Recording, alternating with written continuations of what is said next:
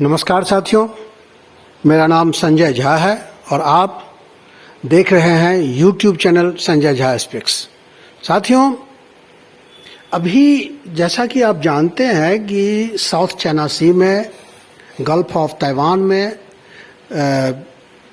तनाव है। तनाव इसलिए है कि चीन ने ताइवान को चारों ओर से घेर रखा है और अपना युद्धाभ्यास, सैन्य अभ्यास कर रहा है। अभ्यास इसलिए कर रहा है कि अभी पिछले मंगलवार को अमेरिका की जो हाउस ऑफ रिप्रेजेंटेटिव है उसका जो स्पीकर नैन्सी पेलोसी ने ताइवान की यात्रा की थी और चीन इस पे भड़का हुआ है। ताइवान की यात्रा के बाद अमेरिका के किसी वरिष्ठ और किसी शीर्ष पदाधिकारी का ताइवान जाना चीन को अच्छा नहीं लगा है, क्योंकि चीन अपनी पॉलिसी, वन चाइना पॉलिसी से बंधा हुआ है।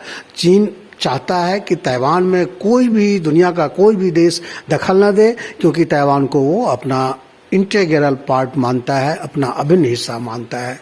ऐसा क्यों है, इस पे बहुत सारी चर्चाएं हो चुकी है, आप सभी जानते हैं। फिलहाल हम दोस्तों बात इस पे करना चाह रहे हैं कि क्या जो ताइवान को जो घेर रखा है चीन ने, तो उस परिप्रेक्ष्य में तीन तरह के सवाल खड़े होते हैं।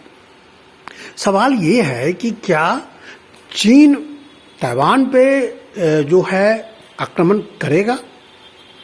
दूसरा ये है कि क्या ये आक्रमण करना उसके लिए जरूरी है? और तीसरा ये है कि अगर आक्रमण होता है तो क्या होगा? क्या चीन ताइवान को जीत लेगा? और अगर वो जीतता है तो इससे उसको क्या लाभ होगा? दोस्तों, ये सारे सवाल एक दूसरे से बंधे हुए हैं, एक दूसरे में फंसे हुए हैं, और इन सभी को अगर इस सभी को हम समझ जाएं तो फिर हम ये भी समझ सकते हैं कि अंतर्राष्ट्रीय राजनीति में किस तरह से सभी देश आपस में उलझे हुए हैं और एक दूसरे को कूटनीतिक तौर पे मात देने के लिए जो है कूटनीतिक तौर पे एक दूसरे को मात देने के लिए सामरिक रणनीति का सहारा लिया जा रहा है। दोस्तों, अब हम सबसे पहले बात करते हैं कि क्या चीन ताइवान के खिलाफ कोई सैन्य कार्रवाई करेगा? तो दोस्तों, सैन्य कार्रवाई करने की जहाँ तक बात है तो आप अच्छी तरह जानते हैं कि चीन की नाराजगी अमेरिका से है। अमेरिका से नाराजगी इसलिए है कि उसके बार बार मना करने के बावजूद नैन्सी पेलोसी, जो अमेरिका की कांग्रेस की हाउस ऑफ रिप्रेजेंटेटिव की स्पीकर हैं, वो ताइवान गई। तो इससे क्या हुआ? क्या इससे चीन को लगता है कि अमेरिका ने उसकी संप्रभुता में आज दखल दी है? दोस्तों, इसको समझिए। आपको याद होगा कि कांग्रेस ने जब नैन्सी पेलोसी का ये प्लान किया था ताइवान विजिट, तो 23 जुलाई को जो बिडेन, जो अमेरिका के राष्ट्रपति हैं, उन्होंने इंडो पैसिफिक कमांड, अमेरिका का जो इंडो पैसिफिक कमांड है, उसके सैन्य सलाहकारों के हवाले से उन्होंने ये पब्लिकली ये कहा था, प्रेस कॉन्फ्रेंस में कहा था कि नैन्सी पेलोसी को ताइवान नहीं जाना चाहिए, ये उचित समय नहीं है। यानी आप देखिए, चीज़ों को समझिए। चीन ने पहले विरोध किया, नैन्सी पेलोसी के ताइवान आगमन का विरोध किया। उसने कहा कि चीन और अमेरिका के बीच ताइवान के मुद्दे पर समझौता हो चुका है और अमेरिका चीन की वन चाइना पॉलिसी को मानता है, और अगर वो नैन्सी पेलोसी को अमेरिका ताइवान भेजने की कोशिश करता है तो ये उसकी संप्रभुता में दखल होगा। तो उसके बाद फिर जो बिडेन का ये बयान आया कि जो बिडेन ने कहा कि नैन्सी पेलोसी को अभी ताइवान की विजिट नहीं करना चाहिए। दोस्तों, यानी अमेरिका के राष्ट्रपति के तौर पे, अमेरिकी प्रशासन की मुखिया के तौर पे चीन को जो मैसेज अमेरिका को देना था उसने दे दिया, क्योंकि चीन को पता है कि अमेरिका में जो कानून है, उस कानून के हिसाब से जो उनका नैन्सी पेलोसी का जो ताइवान विजिट है, वो वहाँ के राष्ट्रपति ने तय नहीं किया है, वहाँ के प्रशासन ने तय नहीं किया है, बल्कि वहाँ की कांग्रेस ने तय किया है, वहाँ के सांसदों ने तय किया है, और उसको जो बिडेन नहीं रोक सकते ये कानूनी प्रावधान के तहत। तो चीन समझता है कि जो बिडेन की बाध्यता क्या है, जो बिडेन कहाँ पे बाध्य हैं, मजबूर हैं। तो अब सवाल ये उठता है कि जब अमेरिका ने ये चीन को मैसेज दे दिया है कि भाई हम क्या करें, ये वो जा रहे हैं तो हम इनको नहीं रोक सकते, तो सवाल फिर ये है कि चीन इतना अग्रेसिव हो रहा है, क्यों हो रहा है? तो दोस्तों, चीन अग्रेसिव इसलिए हो रहा है कि राष्ट्रपति शी जिनपिंग को राष्ट्रपति पद का दूसरा कार्यकाल समाप्त हो रहा है, उनको तीसरे कार्यकाल की जरूरत है। और अभी वो चीन में कम्युनिस्ट पार्टी की जो आम सभा है वो बैठक होने वाली है सालाना, तो उसी में ये तय होना है कि उनको तीसरा टर्म मिले या ना मिले। ताइवान के मुद्दे पर अगर शी जिनपिंग ने आक्रामक रवैया छोड़ दिया, यानी अमेरिका की जो स्पीकर हैं वो चली गई ताइवान और चीन कुछ ना बोले, तो ये समझा जाएगा कि चीन ने कहीं ना कहीं अमेरिका के सामने घुटने टेक दिए और उसने नैन्सी पॉलिसी की यात्रा का विरोध नहीं किया। इस चीन ने की जो राष्ट्रपति हैं उसने कोई प्रतिरोध नहीं किया। तो दोस्तों, शी जिनपिंग को चूंकि तीसरा टर्म चाहिए, तो और यही जो है आक्रामकता जो है उसको तीसरा टर्म दिलवाने में उसकी मदद कर सकती है, तो इसलिए उसने आक्रामक रवैया अपना रखा है, ताइवान को घेर रखा है। तो दोस्तों, ये है चीन की मजबूरी और ये थी अमेरिका की मजबूरी। अब सवाल ये है, दूसरा बात चीन के लिए एक और सवाल ये है कि चीन क्यों चाहेगा कि हम ताइवान से लड़ें? दोस्तों, अमेरिका जिस हिसाब से आजकल सोच रहा है उसी हिसाब से चीन भी सोचता है, यानी आर्थिक हित। चीन और अमेरिका दोनों, अमेरिका तो दुनिया का जो है हर तरह से सुपर पावर है, सामरिक लिहाज से भी, आर्थिक लिहाज से भी अच्छी तरह जानते हैं। तो चीन भी जानता है कि आर्थिक सामरिक लिहाज से सुपर पावर बनने के लिए इकोनॉमिक सुपर पावर बनना जरूरी है, और इकोनॉमिक सुपर पावर बनने बगैर वो दुनिया में सुपर पावर नहीं बन सकता। तो इसलिए उसको कम से कम 10 साल और चाहिए शांति के लिए। वो हर तरफ से लड़ाई में अगर उलझेगा तो उसको जो है आर्थिक हित प्रभावित होंगे, क्योंकि अगर वो ताइवान को कब्जा करने के लिए लड़ाई लड़ता है तो जिस तरह से वो जो उसने अमेरिका ने ताइवान को सुरक्षा का आश्वासन दे रखा है, जो ताइवान के साथ उसकी संधि हो चुकी है 1979 की, उसमें अगर ताइवान पे कोई देश हमला करता है तो अमेरिका को उसकी रक्षा के लिए जाना पड़ेगा। तो उसका मतलब, सीधा मतलब है, चीन को अमेरिका से उलझना पड़ेगा, और चीन अगर अमेरिका से उलझता है तो दैट मीन्स कि यूरोपियन कंट्रीज और नाटो से भी चीन को उलझना पड़ेगा। तो चीन ऐसा क्यों करे?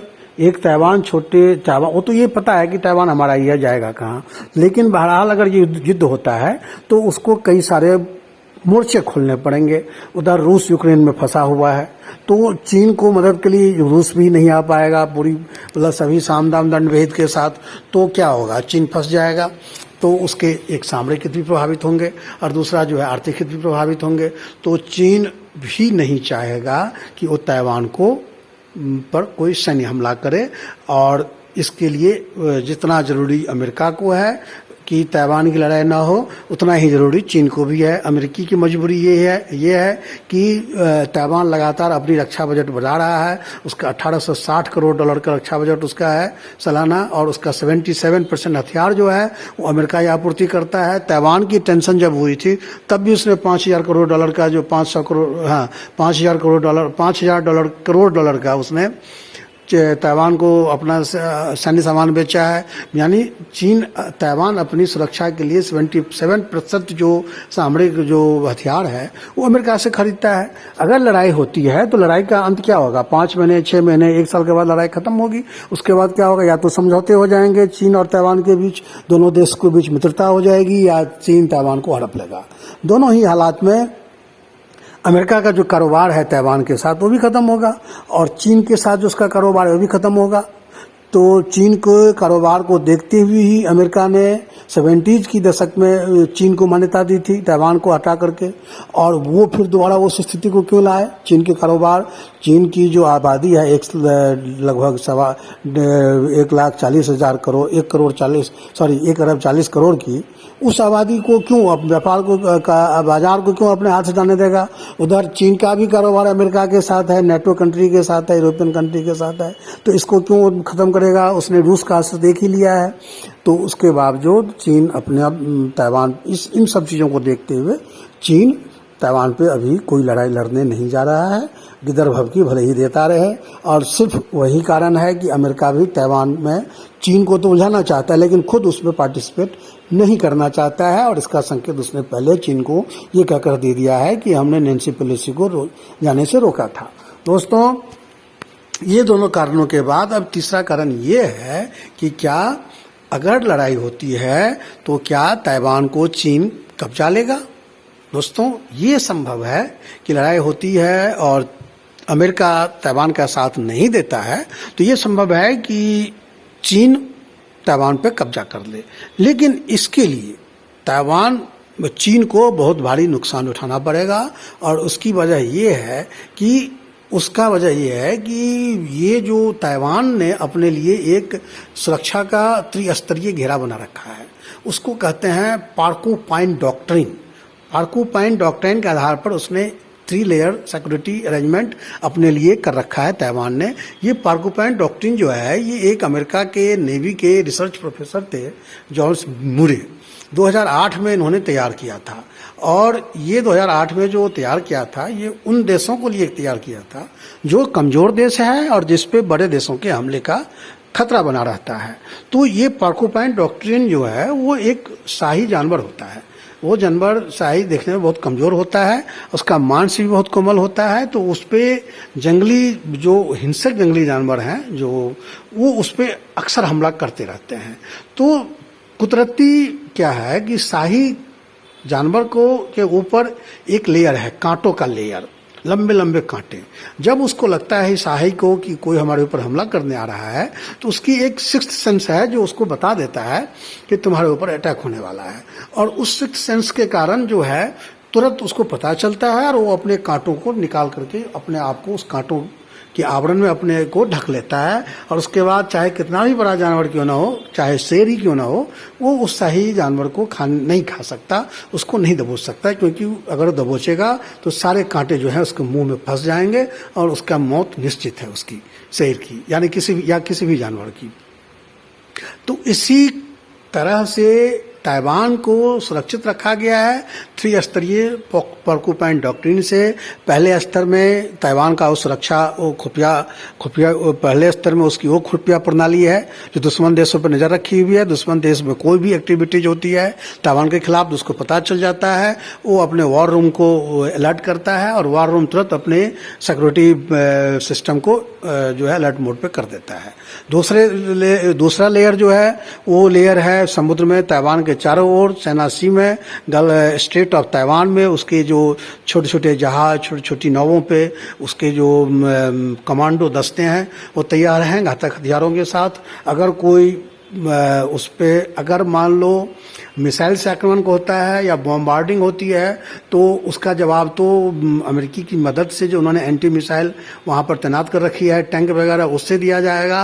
और अगर कोई समुद्री मार्ग से घुसना चाहे ताइवान में तो उसके लिए जो ताइवान के चारों ओर ताइवानी सरकार ने जो अपनी सुरक्षा घेरे को तैयार कर रखा है, जो छोटे छोटे नावों पर तैनात है कमांडोज हथियारों के साथ, वो उसको अंदर घुसने नहीं देगा। और उसके बाद भी अगर कोई सैनिक किसी देश की सैनिक अंदर घुस जाते हैं, सेना घुस जाती है, तो वहाँ पे जो दुर्गम पहाड़ी इलाका है उस पहाड़ी इलाका में छापामारी युद्ध प्रणाली में जो है बिल्कुल प्रवीण दक्ष सेना तैनात है, जो छापामारी प्रणाली की मदद से दुश्मन की सेना को पहाड़ियों में घेर करके वहीं ख़त्म कर देगा। ये उसकी त्रिस्तरीय सुरक्षा प्रणाली है और इस प्रणाली को ताइवान अच्छी तरह से जानता है। इसके बावजूद अगर कोई वहाँ पर में दखल करता है तो उसने जो अरबों डॉलर का जो हथियार खरीद रखा है ताइवान ने विभिन्न तरह के अमेरिका से और बाकी देशों से,